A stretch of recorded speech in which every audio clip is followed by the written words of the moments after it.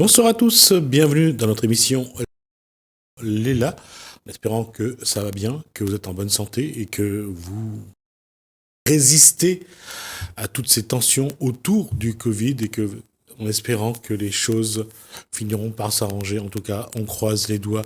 On va parler aussi de personnes qui vivent ça, nos artistes qui subissent, comme chacun d'entre nous et chacune d'entre nous, qui subit également ce climat où il faut faire attention à tout, où on ne peut plus faire grand-chose parfois, et comme frustration et comme conflit. On va en parler avec Léla Negro dans Cosmo.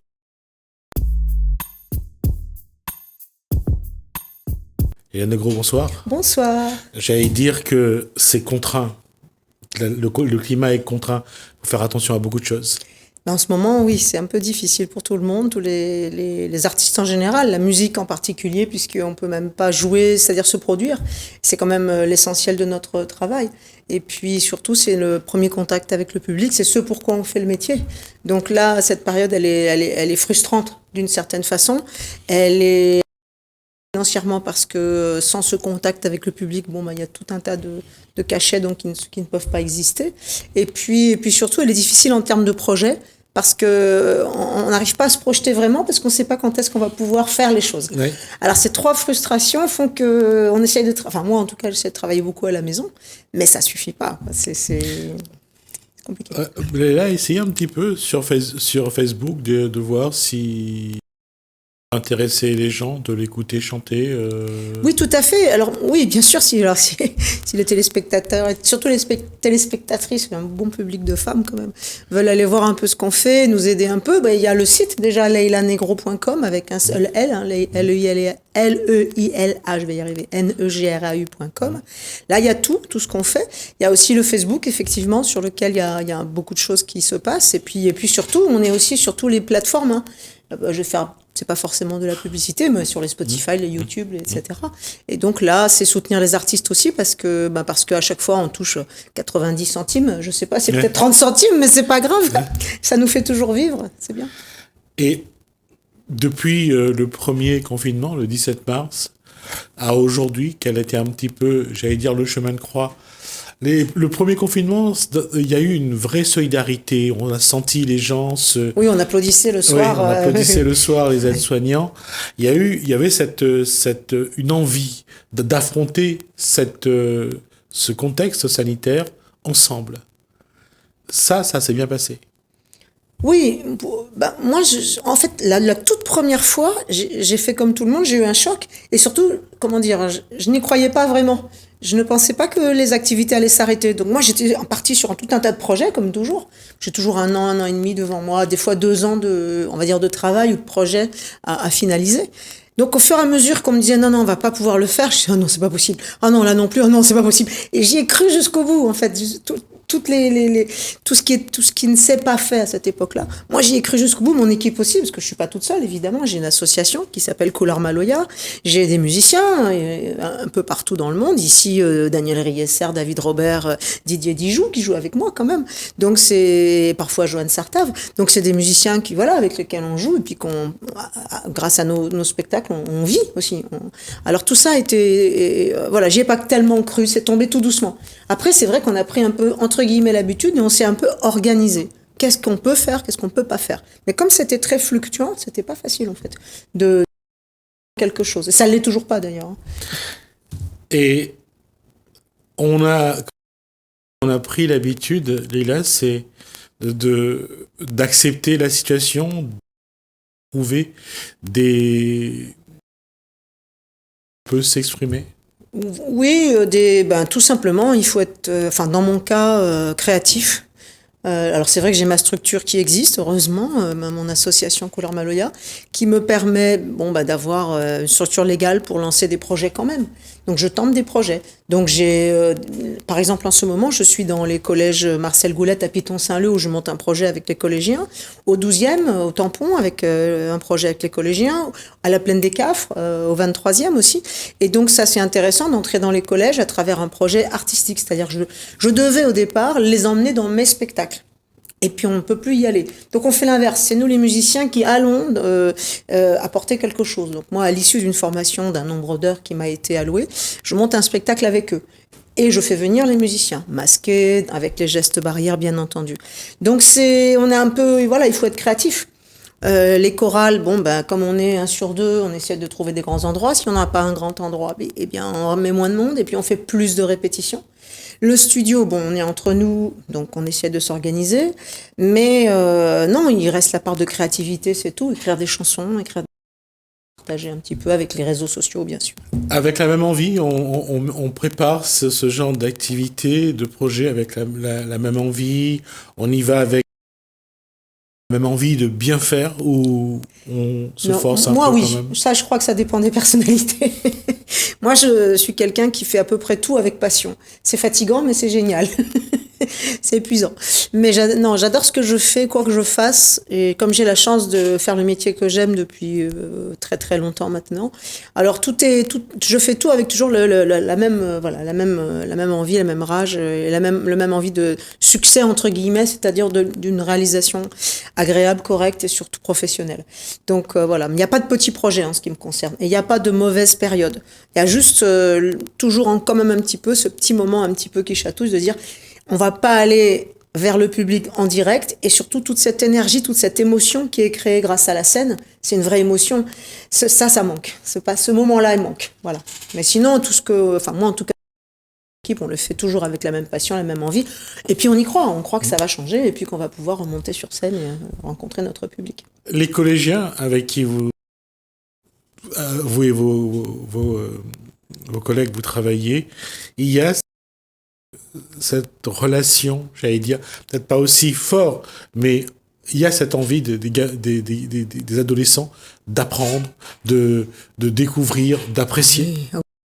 Intéressant parce que moi mon travail c'est Marmaille la Réunion la Fée-Maloya, donc c'est-à-dire que j'ai une espèce de module pédagogique qui remonte un petit peu dans le temps l'histoire de la Réunion à travers sa musique. En fait. Donc c'est le peuplement, d'où viennent les instruments, pourquoi, comment on les a mélangés, les langues, pourquoi le créole il est mélangé, ce mot-là il vient d'où. Donc on fait un peu d'histoire, on fait un peu de français, on fait bien sûr de la musique et on fait aussi de l'éducation physique entre guillemets. Je travaille aussi avec des professeurs d'éducation physique parce que je les fais bouger dans l'espace, je fais bien sûr, mais le Maloya lui-même c'est pas si évident.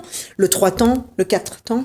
Donc on rentre quand même dans de la technique, oui. En plus de l'histoire et en plus de la langue et en plus d'une espèce de développement personnel. Je leur laisse un espace de liberté et ça c'est passionnant. Ils adorent, bien sûr qu'ils adorent, parce que je leur explique tout. Une manière de se présenter au monde, c'est peut-être la première, peut-être pour l'instant la seule qui leur sera donnée en ce moment. Après, je leur souhaite évidemment d'avoir des moments comme ça où ils vont pouvoir s'exprimer et être eux aussi des artistes. Mais non, en général, c'est très très bien accueilli, bien sûr, ils sont ravis. Et c'est pour ça que je disais que dans ce contexte-là, et puis c'est cette transmission, parce que il y a un mot, c'est la transmission. Et là, Leila Negro et sa troupe, c'est vraiment dans la transmission, le peuplement, l'origine des instruments, de la musique, le 3 temps, le 4 temps. Je me rappellerai toujours. J'écoute toujours avec plaisir les Sega de Maxime Lahotte, et Benoît de Boulard. Je veux dire que on voit la différence à l'époque où ils faisaient leur Sega et aujourd'hui, c'est pas la même façon de travailler, c'est pas la même recherche musicale, justement, pardon, je vous coupe, c'est qu'il y a moi ce qui m'intéresse dans le travail d'aujourd'hui, c'est nous on s'est mélangé pour faire le Maloya, on s'est mélangé pour faire du créole, ça a été un mélange d'un brassage de peuplement, de culture, à cause évidemment de ce triste événement qui était la traite négrière, mais ça s'est créé comme ça. Aujourd'hui, il y a encore un nouveau mélange. C'est ça qui est intéressant. C'est ce que j'essaie de dire aux jeunes, c'est qu'aujourd'hui, leur propre identité, elle n'est pas d'en faire exactement la même chose que faisaient les anciens. Ce qui va être intéressant, c'est qu'ils créent leur propre identité avec ce qu'on a, mais qu'ils n'oublient pas d'où ils viennent, qu'ils n'oublient pas d'où ça vient. Déjà et qu'il faut s'en servir. Ça, c'est important, à mon sens. Non seulement c'est important, parce qu'on arrive à un âge où nous, on a une nécessité ou un besoin, qu'importe, mais c'est de connaître nos racines. Ben, je crois que la nécessité, elle est même psychologique pour tout le monde. On a tous besoin de savoir d'où on vient. C'est important pour savoir où on va. La phrase est pas de moi, bien sûr. Et nos racines, c'est différent. Je pense que c'est une recherche. Il faut avoir cette curiosité, tout le monde ne l'a pas, hein, parce que des fois on se dit qu'on n'en a pas forcément besoin, ou la question se pose pas à ce moment-là, ça se pose un jour peut-être, ou jamais. Pourquoi pas? Si on est bien dans l'identité dans laquelle on est, avec des parents qui ont déjà quelque chose d'assez fort, ou une assise familiale assez importante, il y a des gens qui se posent pas de questions, et pourquoi pas. Après nous, je pense qu'en tant qu'artiste, quand on est auteur-compositeur comme moi, on va chercher au fond de soi déjà pour écrire, pour exister, pour essayer de défendre quelque chose, et pour ensuite le transmettre. C'est vraiment très très personnel ce que je fais. Je le fais parce que j'ai envie, parce que j'aime ça. Voilà. Donc, tout le monde n'a pas ce besoin, en tout cas. Mais ce qui est intéressant, c'est de dire aux jeunes aujourd'hui, ou aux moins jeunes, que à travers une expression artistique quelle qu'elle soit, et en l'occurrence à La Réunion, il y a déjà un tel mélange de cultures, c'est tellement riche que si déjà on va puiser un peu là, on va pas jamais tomber très loin de la vérité, d'une forme de vérité. Oui, mais et c'est vrai aussi quand on parle de la culture réunionnaise, des traditions à apporter dans la construction de la culture de patrimoine. C'est vrai que c'est déjà très très dense, ne serait-ce que dans le langage. Voilà. Et puis dans les rythmes africains, les rythmes malgaches, les rythmes indiens, déjà ces trois mélanges, c'est extraordinaire, c'est fabuleux. Et de tout ce qui nous vient de l'Europe, avec notamment toutes ces mélodies un peu celtes, voilà, qui reviennent, c'est tout d'un coup c'est passionnant. On se dit waouh, c'est riche, riche, riche. Moi, je travaille beaucoup dans le monde entier, enfin moins cette année évidemment. C'est aussi, ça fait partie des fameuses dates annulées. C'était toutes mes tournées à l'étranger. En général, et quand je viens parler du maloya ou même un peu du sega, parce que je mélange tout, et je mélange ma musique avec toutes les musiques du monde, il y a plein de similitudes avec l'Amérique du Sud, notamment la samba, c'est tellement proche, c'est tellement, voilà.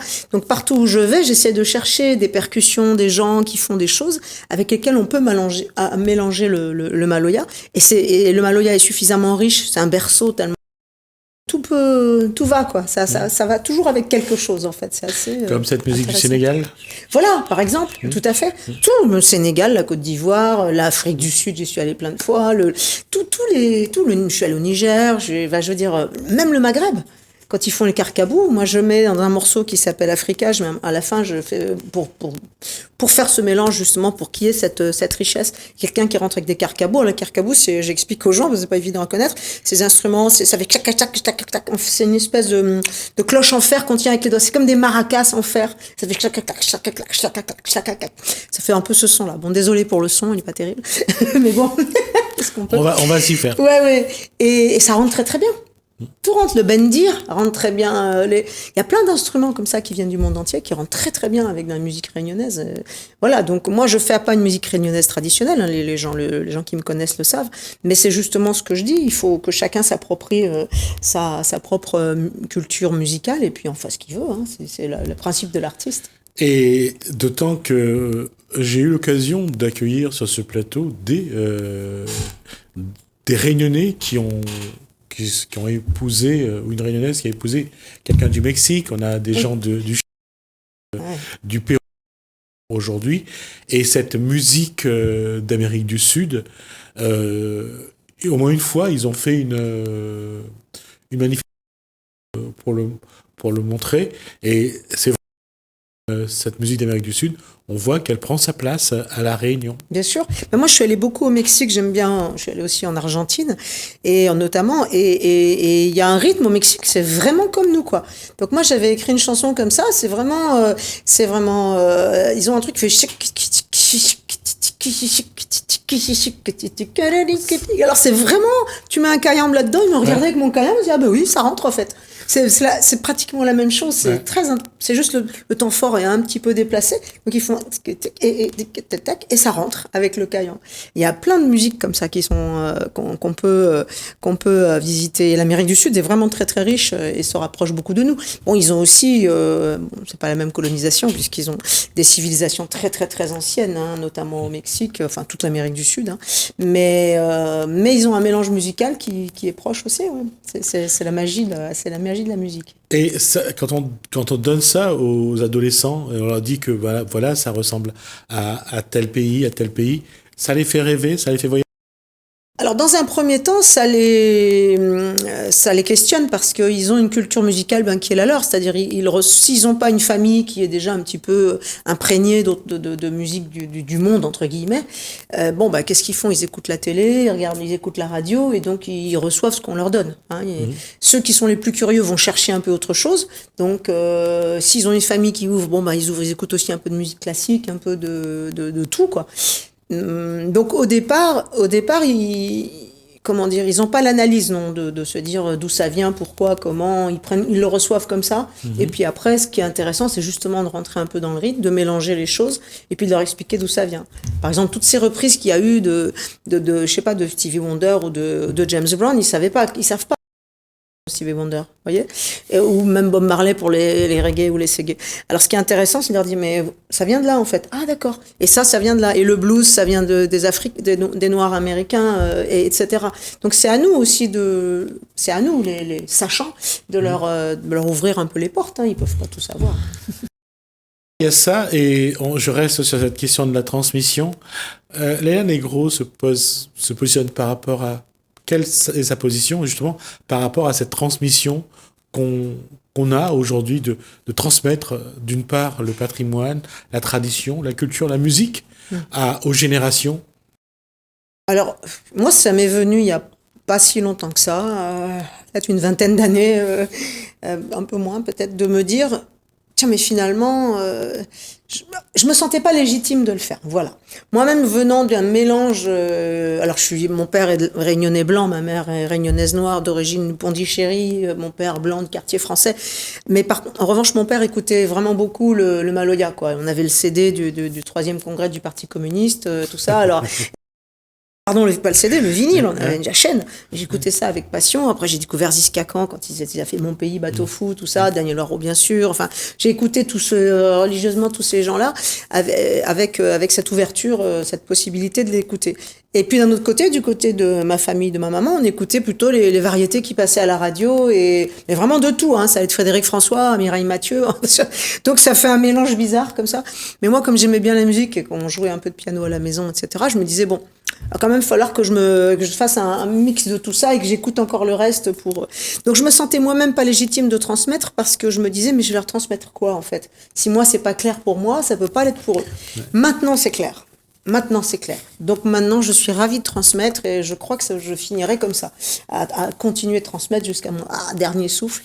Essayer de dire, parce que je m'enrichis, je continue à voyager, à aller travailler avec d'autres gens. Et à chaque fois, même moi, ça me nourrit. Alors après, je vais voir pas que les jeunes, hein, je vais voir tout le monde, celles et ceux à qui je peux transmettre, sous forme de stage, d'atelier, etc. Et puis, j'essaye de leur transmettre effectivement mon expérience. Ça, c'est pour les adolescents, mais surtout le public adulte, on voit que le public adulte est dans cette quête-là. Elle est dans cette quête patrimoniale, cette quête de tradition, de culture. Et il y a je fais la référence, quand on écoute ceux qui ont, comme Maxime Lahope, comme Benoît Boula, comme Narmène Ducap, comme... Madoré, c'est très drôle. Madoré aussi, ouais, effectivement. Madoré, Roger Peters également. Ouais, hein. Peters, c'est quand même, quand on les regarde, on les regarde comme des monstres sacrés, quoi. Oui, des monstres sacrés, mais eux, ils savaient pas à l'époque qu'ils allaient laisser ça comme trace. Exactement. Eux, ils le faisaient parce que c'était d'excellents musiciens, mais qui faisaient autre chose à côté. Souvent, ils travaillaient la terre, parce que c'était pas un métier d'être musicien. Pas quelque chose. Maintenant, c'est très galvaudé quand on est musicien. Alors, on a un statut social très très voilà. Hein, on est footballeur ou musicien. Hein, c'est la mode d'être. C'est ça. C'est surtout le côté visuel. On est quand même dans une société il faut être visible. Il faut ça. C'est les selfies. C'est moi. Très très très très personnel comme ça. Donc être musicien. On ne dira pas narcissique. Oui, j'ai pas dit exprès. Je ne veux accuser personne. Mais de narcissisme, parce que moi-même, forcément, je le suis. De toute façon, il faut l'être un petit peu. Mais après, c'est du travail quand même derrière. Et eux, ils savaient pas, et c'était l'inverse. Ils étaient bons musiciens, ils faisaient des choses super, mais ils savaient pas que ça resterait comme ça, comme un patrimoine important pour nous, finalement. Parce que, par exemple, il y a Jean-Michel Fontaine. Moi, j'aime bien cette chanson qui est trop drôle. Ah, c'est Moukaté, tu vas regretter. Mais moi, ce que j'aime aussi, par exemple, c'est l'humour. Ils avaient un second degré incroyable, finalement. Ils arrivaient à faire des chansons super rigolotes, avec des petites choses, c'était génial. Je trouve ça extraordinaire, moi. Ah oui, mais on écoute l'ABCD de Madoré. Oui. C'est la rêve en matière. Et en plus, c'est Moukaté dans la musique, c'était bien. Voilà. Ah oui, attendez, moi, la pas enfant, bâtard, moi, la pas enfant, même mes enfants de Sénégalais, c'est énorme. Chaque fois, je me dis, mais il fallait l'écrire, quoi. Il fallait l'écrire. Si m'est mort dessous la terre, maintenant, dans le cimetière, m'est mort dans le sous-marin, ma sœur faisait pas pour aucun chagrin. Qu'est-ce qui lui est passé par la tête pour écrire ça, quoi? Qu'est-ce qu'il a fumé? Qu'est-ce qu'il a bu? Je sais pas, mais ça devait être bon. Mais voilà, quoi, moi, tout ça m'enrichit aussi, oui. Et c'est quelque chose qu'on dit aujourd'hui. L'eau suffit songe. Mais Peters, quand il le dit, c'est un... La rosée prend pas dessus. Ouais, la rosée prend pas dessus. Non, mais tout comme ça. Hein. Ouais, c'est-à-dire que voilà, ça montre aussi la force de chaque individu, du créole de l'époque, parce qu'il faut y croire, il faut y aller, d'autant que entre le Sega, les années 60-70, entre le Sega et la chanson française, il n'y avait pas photo. Et pour Alors, le Sega passait un peu. On avait quand même... moi, je me souviens, j'avais gagné un radio crochet quand j'avais 5 ans et demi, parce que j'avais chanté... C'est pas Jocari qui chantait ça. Tu viens danser, là, mon pays. Non, c'est pas celle-là. Sega Bourbon, non, c'est pas celle-là que j'ai chanté. J'ai chanté Quand elle arrive, Marseille, Zorez, toute la demande à moi. J'avais une petite jupe rouge comme ça. Et puis, je chantais ma petite chansonnette, et puis j'avais gagné le radio crochet. Donc, qui c'est qui chantait ça? Je crois que c'est Jocari. C'est Jocari même, hein. Voilà. On avait le petit vinyle, le 45 tours. Donc ça, c'était rigolo, mais ça passait, ça, à la radio. Ce qui passait pas, c'était justement les Firmin Viré et compagnie, tous les, voilà, le Maloya. Plus traditionnel, ça passait pas trop. Moi, quand je me suis mise au rouleur, c'était un événement. Ouais, ça, c'est une des images qu'on a beaucoup montrées de Léa Negro, assise sur le rouleur, en train de... Et puis maintenant, je travaille d'autres. Parce que les femmes au tambour, ça reste quand même quelque chose d'assez tabou. Hein. Même, je me suis mise au cas, donc c'est le tambour qui est aux Antilles, qui s'appelle le belay en Guadeloupe et le cas en Martinique. Et pareil, c'est quand même assez macho, hein, faut quand même le savoir. On n'est pas, parce que d'abord on a les jambes écartées, c'est un peu masculin. Et puis on tape fort dessus, ça fait les bras, c'est physique, etc. Puis il y a pratiquement que des hommes qui jouent. Ouais. Donc ça reste un endroit un petit peu, c'est pas interdit aux femmes, mais enfin c'est pas élégant, c'est pas féminin.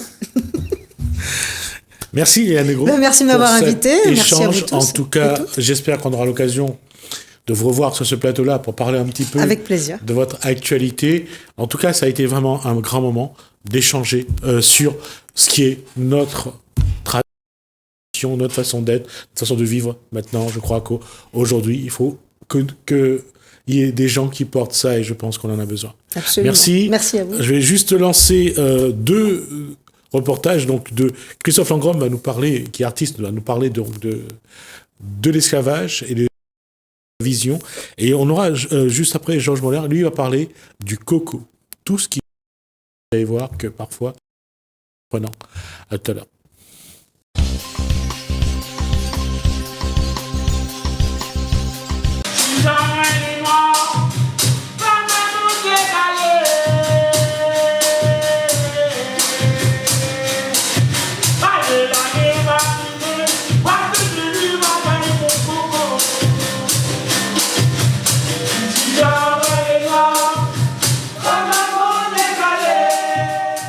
Ou quelle est la définition du cafre ou de l'africain ou du noir à La Réunion?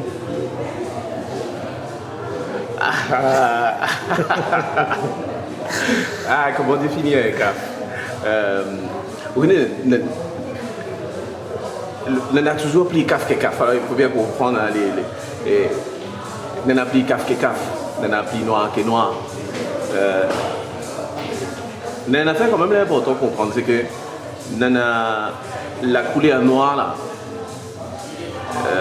vous les tracez avec la couleur de peau.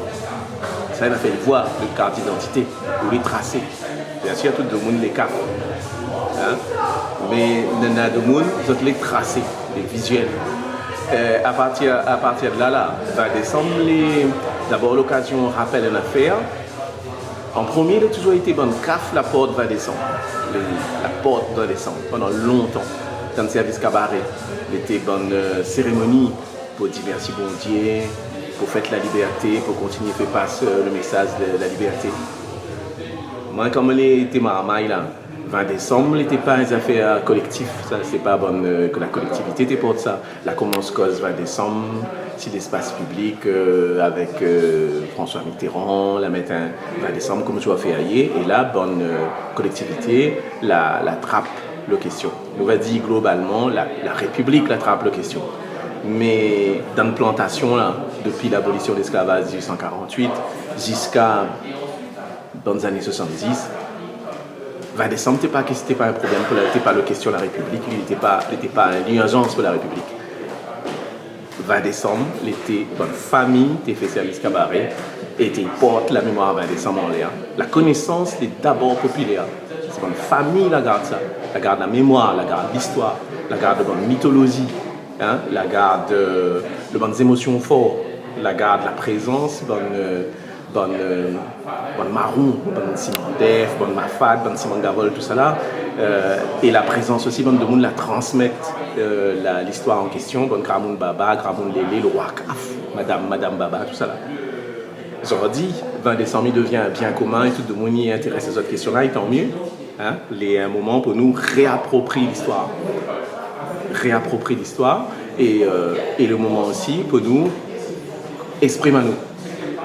Parce que l'esclavage, 20 décembre 1848, que ça l'était, il n'était pas l'abolition de l'esclavage.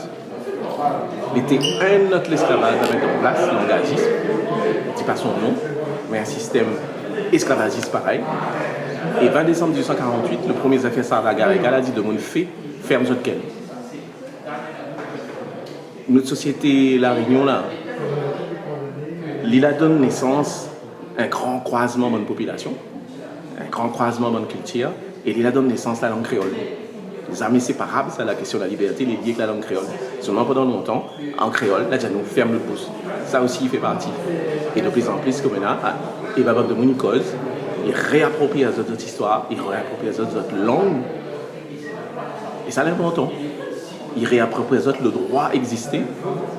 Le droit amène notre propre vie. Parce que pendant toute la période de l'esclavage et toute la période de l'engagisme jusqu'à pratiquement les années 40, et la suivant encore dans les générations jusqu'à les années 70, et bien, le monde n'était pas libre de choisir notre travail. Si la bande de monde était lancé dans l'entrepreneuriat, et bien, l'état de monde a gagné la culture pour dire ah, moi, je ne gagne pas, il faut que je travaille pour un pas trop. Il accepte, il abuse, la bande de monde a travaillé longtemps la Réunion parce que la question de l'esclavage, la question, l'esclavage social, le travail, la condition de travailler, la condition, le monde, il donne son énergie pour gagner son manger. Et pendant longtemps, le monde est abusé. Et pendant longtemps, le monde accepte cette domination-là. Sauf comment tu fais avec? Et bien, j'en disais à l'époque où ça va nous apprendre, et ben, choisis ça que nous avons envie de faire. Dis ça que nous avons besoin de dire, et pas laisse les autres dire une affaire, la marque. D'abord, une bonne CAF, c'est-à-dire le monde le plus noir, ça il va reconnaître, il dit CAF ou pas CAF. Il dit où la couleur à la peau ici, les traçages. Ils ont dit là à l'époque, bien sûr, où ça qu'on a un espace plus grand pour la liberté. Et pour le monde oser. Voilà.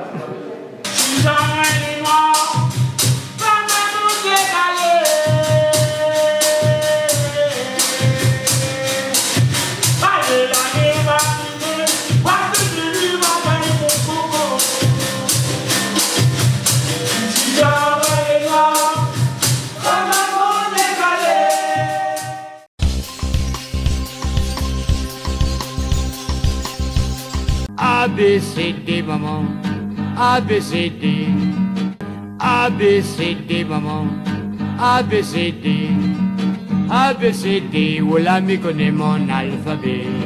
ABCD maman, ABCD, ABCD, voilà me connaît mon alphabet. D'abord, où sont les nés? Il est né à Saint-André, La Réunion. Où sont la grandi? A grandi comme une vague même, Saint-Suzanne. Ils ont parti à l'école? l'école de quartier, puis Robiston. C'est quoi un peu de parcours professionnel? Votre parcours a commencé? Et mon parcours là, manœuvre maçon. Après, j'ai un temps artisan. La manœuvre vaut la peine. Les tailles gagnent trop aussi. Donc, la musique, bon, la meilleure est ça maintenant. Donc, voilà, je fais carrément mettre à moins à mon chambre de commerce. Je fais un petit maçon bilan. Ben, là, je crée bonne peau coco, balier unique. Comme il dit si bien, il ne faut pas oublier, ça nous sort. Donc, moi, je ramène toutes ces racines pour nos petits enfants. Comme ça, je explique à autres. Pour ça, comment on nous l'a fait pour être comme ça, voilà, pour grandir. Les autres aussi, demain matin, ça te fait heureux, que les autres bonnes enfants, même si ça, tu ne vivras pas avec le ban balier unique, mais au moins, il y en a un exposé, dans notre case, pour expliquer, pour dire, ben, avec ça, nous t'es pas ce balier avant et nous t'es content, nous t'es chanté en même temps. Comme avec l'aspirateur, on ne gagne pas santé parce que de bruit. Donc, le balier unique, nous déjà. En plus, il fait des autres, il fait des mounissi à côté. Quand où était petit, où tu utilises balier unique? Ah, ben oui. Tu gagnes baisement avec aussi. Tu as des points dedans et pour quoi avec. Donc, il sert pour tout. Pour courir là haut, pour nettoyer la porte, mettre propre. Même pour tirer moulage. Ah oui, il y en a toutes affaires. De monde, quand il vient acheter le balai avec vous, quand il achète un coco, quoi de monde il cause avec vous? Ça te raconte d'autres souvenirs? Ça fait content, il dit au moins là où fait ça, comme ça, nous gagnons à nous acheter, nous de bons enfants. Et ils étaient très contents parce qu'il y a bon fait le monde, ils vivent dans l'évolution, ben ils oublient ça qu'il y en a d'hier. Tu comprends? Aujourd'hui, comment on veut faire évoluer le business? Ben, peut-être pas un business, mais pour moi, c'est déjà pour qu'il monte. On a cassé la case qui monte. Dans les conviviales, le monde vient acheter, dialogue, raconte un épisode de vie. Et en même temps, c'est comme un apprenti, donc mais apprendre aussi, et que mieux connaît plus. Enfin, mesure que les autres ils demandent, Quand on voit que le monde finalement l'a pas obligé de passer, vous pensez qu'il faut travailler là-dessus, c'est-à-dire que nous rappelle à nous, où ça nous sort, qui ça nous l'est? Bien sûr, il n'oublie pas la racine. Tout ça là, il ne faut pas oublier, au contraire. Là, sur ça, dans l'évolution, ben, demain matin, on ne connaît plus rien. Au contraire, il faut mettre ça en avant. Moi, je les poids. Je fait ce métier-là. Comme ça, j'espère qu'on aura d'autres mondes aussi passent à côté, parce que ce n'est pas éternel. Donc, ça sera bien. Quoi, Georges Moller, il voudrait laisser pour son marmaille et pour son bon petit marmaille, comme souvenir et comme héritage? Ben, comme héritage, c'est mon savoir, mon travail que je fais, et ça, tu continues à avancer là-dedans. Comment vivre avec ce que l'a été avant, vivre aujourd'hui et penser à demain? Comment où pense à où? Ben, même pour faire la vie d'avant, même moi. Même s'il a bien. Si, mais content d'un téléphone comme elle a, ou qu'il fait Messenger, ou qu'il appelle loin, ou à la personne. Je vais dire les biens. Mais dans le bien, il ne faut pas penser. Le primordial, au ça nous sort. Ça, elle est toujours en nous, ça. Que vous veut ou veut pas, on a des souvenirs. L'ordinateur n'est pas effacé, on sera en meilleur pour au machin. Mais au cerveau, personne n'est effacé. Donc, au cerveau, c'est une affaire enregistrée. Je me souviens même quand j'étais petit, je jouais avec vous tout. J'étais à l'école, j'ai fait toute qualité d'affaires ensemble. A, B, C, D, maman. A, B, C, D. A, B, C, D. Oula, mi connaît mon alphabet.